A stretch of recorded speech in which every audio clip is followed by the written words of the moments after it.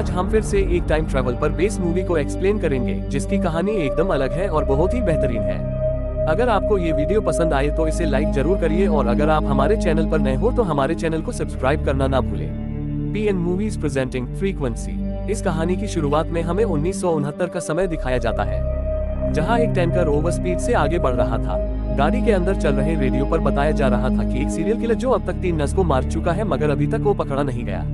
थोड़ी दूर पर एक कंस्ट्रक्शन का काम चल रहा था, मगर टैंकर का ड्राइवर इस पर ध्यान नहीं देता।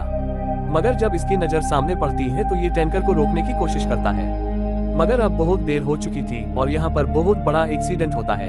इमरजेंसी में फायर फाइटर यहाँ आने के लिए निकलते हैं, जहाँ हमें फ्रैंक नाम के एक आदमी को दिखाया जाता है, जो कि बहुत ही बहादुरी के साथ यहाँ टनल में फंसे हुए लोगों को बचाता है। अब हम लोग फ्रैंक के बारे में थोड़ा सा जान लेते हैं। फ्रैंक एक फायर फाइटर है और उसे बेसबॉल खेलना और देखना बहुत पसंद है। उसके फैमिली में उसकी वाइफ जूलिया जो एक नर्स है और बेटा जॉन है।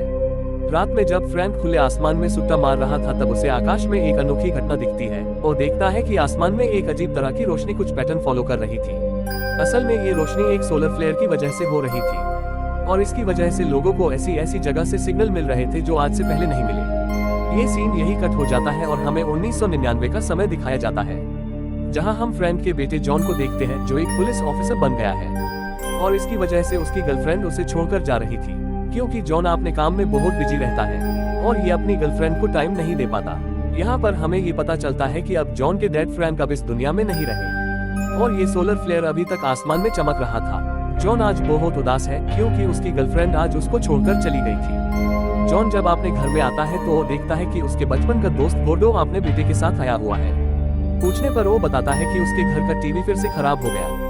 गोर्डो का बेटा जॉन से फिशिंग करने का सामान मांगता है क्योंकि गोर्डो उसे कल फिशिंग करने ले जाने वाला था। जॉन उसे बोलता है कि स्टोर रूम में जाकर ढूंढ लो, अगर मिल जाए तो अच्छी बात है। और जब ये स्टोर रूम में ढूंढने जाते हैं तब उन्हें वो पर जॉन के डैड का पुराना हैम रेडियो मिलता है। गोर्डो कहता है कि इसको देखकर तो बचपन की यादें ताजा हो गई, क्यों ना हम इसे चालू करके देखते हैं। जॉन कहता है कि जैसा तुम चाहो, मगर मुझे नहीं लगता कि वो चालू होगा। फिर ये रेडियो को चालू करने की कोशिश करते हैं मगर ये चालू होकर बंद हो जाता है। तब यहाँ गोर्डो की वाइफ आकर गोर्डो को घर चलने को कहती है। इसके बाद जॉन अकेले ही टीवी पर न्यूज देखने लगता है। इसमें सोलर फ्लेयर की ही बातें हो रही थी। वैज्ञानिकों का कहना है कि वो अभी भी इस चीज पर काम कर रहे हैं। तभी अचानक से जॉन को रेडियो पर किसी की आवाज सुनाई देती है। देखने पर उसे पता चलता है कि वो पुराना हैम रेडियो अपने आप ही चालू हो गया था और उसमें दूसरी तरफ से कोई बात भी कर रहा था। वो आदमी इससे पूछता है कि तुम कौन हो और क्या तुम्हारे पास रेडियो पर बात करने का लाइसेंस है। जॉन उसे अपना नाम और अपना शहर बताता है, जिस पर वो आदमी कहता है कि मैं भी उसी शहर से हूँ। टीवी पर बेसबॉल के बारे में न्यूज आ रही थी, जिसकी आवाज वो आदमी सुन लेता है और वो जॉन से कहता है कि लगता है तुम भी बेसबॉल के फैन हो। जॉन कहता है कि हाँ, पहले हुआ करता था पर अब नहीं। जब से मेरा फेवरेट प्लेयर रिटायर हुआ तब से मैंने मैच देखना कम कर दिया। तब वो आदमी कहता है क्या बात कर रहे हो, उसका तो कल मैच है। ये सुनकर जॉन को कुछ समझ नहीं आता।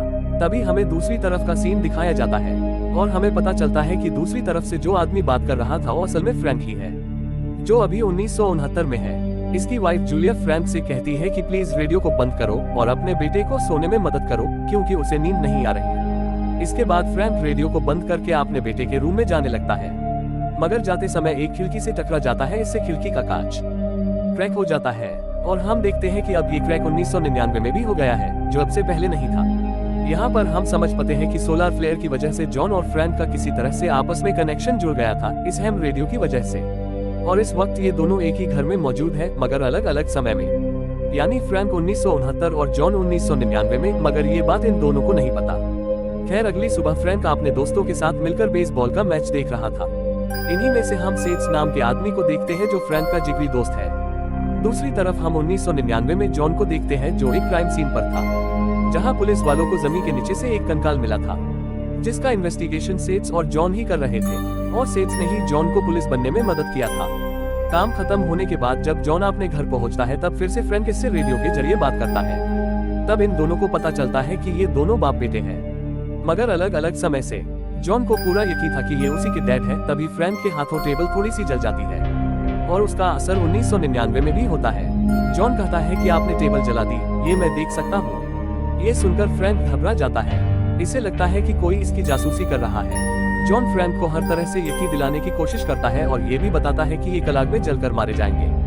इसीलिए जब आप उस गोदाम में जाओ तब बाहर निकलने के लिए दूसरा रास्ता लेना, जो आपका मन करे वो रास्ता मत लेना। और आखिरी में ये भी बताता है कि कल कौन सी टीम जीतने वाली है। ये सुनकर फ्रैंक शॉक में था। अगले दिन फ्रैंक मैच देख रहा था जिसमें वही टीम जीतती है जिसे जॉन ने कहा था। तभी इन्हें सूचना मिलती है कि एक गोदाम में आग लग गई है। सब लोग वहां पहुंचकर लोगों को आग से बचाने लगते हैं। यहाँ पर फ्रैंक एक लड़की को बचाते हुए इस गोदाम से बाहर निकलने की कोशिश कर रहा था। हर तरफ आग ही आग थी। तभी इसे जॉन की बात याद आती है। दूसरी तरफ जॉन अपने दोस्त गोर्डो और अंकल सेज के साथ बैठकर ड्रिंक कर रहा था, क्योंकि आज ही इसके डैड मरे थे। इसीलिए ये दोनों जॉन का मन हल्का करने के लिए जॉन के साथ बैठकर इससे बातचीत कर रहे थे। दूसरी तरफ फ्रैंक वैसा ही करता है जैसा जॉन ने इससे कहा था, और ये सही सलामत उस लड़की को बचा लेता है। और ऐसा होते ही जॉन को कुछ पुरानी बातें याद आने लगती है। वो ऐसा इसलिए क्योंकि इसके डैड आग में जलकर नहीं मरे, इसीलिए अब वो टाइम लाइन बदल गई और एक नई टाइम लाइन बन गई। जॉन गोर्डो से बोलता है कि मेरे डैड आग में जलकर नहीं मरे। तब गोर्डो उसे बताते हैं कि हाँ ये सच है, तुम्हारे डैड को कैंसर हुआ था और वो उसी की वजह से मरे। जॉन इन दोनों को समझाने की कोशिश करता है और उस हैम रेडियो के बारे में भी बताता है, मगर इन दोनों को कुछ भी समझ में नहीं आता। इसके बाद जॉन घर आकर फिर से अपने डैड से बातचीत करने लगता है। अब फ्रैंक को इसकी बातों पर पूरा यकीन हो गया था कि ये इसी का बेटा है। फिर क्या था, ये दोनों आपस में ढेर सारी बातें करते हैं। जॉन एक एक करके अपने डैड को अपने बारे में और आगे क्या क्या टेक्नोलॉजी आने वाली है इन सभी चीजों के बारे में उन्हें बताता है। और लास्ट में ये भी बताता है कि आपको स्मोकिंग करना बंद करना होगा, क्योंकि इसकी वजह से आगे चलकर आपको कैंसर हो जाएगा और आपकी मौत होगी। अगले दिन फ्रैंक अपनी वाइफ को मिलने के लिए हॉस्पिटल पहुंचता है, क्योंकि फ्रैंक आज बहुत खुश था। इसकी वाइफ जूलिया एक मरीज की देखभाल में बिजी थी और अगर आज ये यहाँ ना होती तो ये मरीज मर सकता था। इस तरफ रात में जॉन को बहुत बुरे सपने आते हैं। ये अपनी मॉम को फोन करता है, पर इसका फोन बार बार किसी होटल में लग रहा था। ऐसा क्यों हो रहा था ये हमें आगे पता चलेगा। अगली सुबह ये अपनी गर्लफ्रेंड को मिलने जाता है, पर पता नहीं क्यों वो इसे पहचानने से मना कर देती है। ये जानकर जॉन सोच में पड़ जाता है कि आखिर यहाँ पर हो क्या रहा है। इसके बाद ये पुलिस स्टेशन आ जाता है, जहाँ सेठ उसे बताता है कि जो कंकाल हमें मिला था असल में वो उसी साइको किलर का काम है जिसने अब तक 9 मर्डर करे हैं और ये उसका पहला मर्डर था। जॉन कहता है कि क्या बात कर रहे हो, मर्डर तो सिर्फ 3 ही हुए थे, मुझे अच्छी तरह से याद है। सेज कहता है कि लगता है तुम भुलक्कड़ हो गए हो, और फिर वो जॉन को सारी फाइलें दिखाता है जिसमें उन सारी लड़कियों के मर्डर डिटेल्स थी, जिसमें से एक जॉन की मॉम भी थी। ये देखकर जॉन समझ जाता है कि जरूर कुछ गलत हुआ है। अब वो तुरंत घर आकर अपने डैड से संपर्क करता है और उन्हें बताता है कि मॉम अब नहीं रही, उस साइको किलर ने उन्हें मार दिया। ये सब हमारे वजह से ही हुआ है, क्योंकि हमने टाइम लाइन में बदलाव किया, जिसकी वजह से मॉम सहित कई सारी लड़कियां बेवजह मारी गई। फ्रैंक कहता है कि अगर ऐसा है तो हम ये शहर छोड़कर चले जाएंगे। इस पर जॉन कहता है कि भले ही आप मॉम को बचा ले, मगर बाकी लड़कियों का क्या, हमें उन्हें भी बचाना होगा, नहीं तो ये बात जिंदगी भर हमारा पीछा करेगी। फ्रैंक कहता है आखिर मैं क्या कर सकता हूँ, अगर मैं पुलिस के पास गया तो वो लोग मेरी बातों पर यकीन नहीं करेंगे। काफी देर इन दोनों के बीच बातचीत होने के बाद फ्रैंक उन लड़कियों को बचाने और उस किलर को पकड़वाने के लिए तैयार हो जाता है। तब जॉन इन्हें अगली लड़की के मर्डर की तारीख और लोकेशन बता देता है, ताकि ये उस जगह पर जाकर उस किलर को रंगे हाथों पकड़ सके। फिर फ्रैंक उस जगह पहुंचकर उस लड़की के आसपास रह के उस पर नजर रखता है। यहाँ पर हम उस किलर को भी देखते हैं। ये वही आदमी था जिसकी देखभाल जूली कर रही थी, यानी जूली उस दिन हॉस्पिटल में ना होती तो ये आदमी उसी दिन मारा जाता और आगे चलकर ये और मर्डर नहीं कर पाता। मगर जॉन और फ्रैंक ने टाइमलाइन बदल दी, जिसके कारण अब ये जिंदा है। फ्रैंक इस लड़की पर नजर रखता है, जिसके कारण वो किलर अपना काम नहीं कर पाता और इस तरह से ये लड़की बच जाती है। ऐसा होते ही 1999 में जॉन के पास से उस लड़की की फाइल गायब हो जाती है। घर आकर फिर से ये दोनों बातचीत करने लगते हैं। जॉन फ्रैंक से पूछता है कि क्या आपने उस किलर का चेहरा देखा, तो फ्रैंक कहता है नहीं, शायद मुझे उस लड़की के आसपास देखो, किलर वहां से भाग गया। अब यहाँ जॉन अगली लड़की के बारे में इंफॉर्मेशन देने लगता है। तभी यहाँ जूली और छोटा जॉन आ जाता है। तब फ्रैंक जॉन से इन दोनों की बात करवाता है, मगर ये बात इन्हें नहीं बताता कि ये फ्यूचर वाले जॉन से बात कर रहे हैं। अगले दिन फ्रैंक अगली लड़की को बचाने के लिए निकल पड़ता है। इस तरफ जॉन भी एक आदमी को पकड़कर पूछ रहा था और दूसरी तरफ फ्रैंक उस लड़की पर नजर रखा हुआ था जो किलर का अगला शिकार है। मगर किलर को फ्रैंक पे शक हो जाता है और फिर इन दोनों में लड़ाई शुरू हो जाती है। किलर फ्रैंक को पीटकर बेहोश करके इसका ड्राइविंग लाइसेंस लेके भाग जाता है। कुछ देर बाद जब फ्रैंक को होश आता है तब वो भागकर उसी लड़की के घर आ जाता है जिसका मर्डर होने वाला था, मगर इसे आने में देर हो जाती है और वो किलर अपना काम कर जाता है। घर आकर ये जॉन को सब कुछ बताता है। तब जॉन इन्हें कहता है कि अगर ऐसा है तो हम किलर को पकड़ सकते हैं, क्योंकि उसने आपका वॉलेट छुआ था और उसके उंगलियों के निशान उस वॉलेट पर आ चुके होंगे। इसलिए आप आराम से उस वॉलेट को एक पॉलिथीन में लपेटकर घर में एक ऐसी जगह छुपाइए जो अगले 30 सालों तक किसी के हाथ ना लगे। फ्रैंक इसकी बात समझ जाता है और वैसा ही करता है जैसा जॉन ने कहा था। ये उस पर्स को एक लकड़ी के बॉक्स के नीचे छुपा देता है और दूसरी तरफ से जॉन उस पर्स को निकालकर उस किले के उंगलियों के निशान को स्कैन करवाता है। तब उसे इस किले के बारे में पता चलता है। इसका नाम जैक है और वो भी एक पुलिस ऑफिसर है। ये तुरंत ही उस किले के पास जाकर उससे बातचीत करता है और बातों ही बातों में ये उसे बताता है कि वो जानता है कि 1969 में जो मर्डर हुए थे ये उसी ने किए हैं। अब ये जल्द ही उसे सजा दिलाकर रहेगा।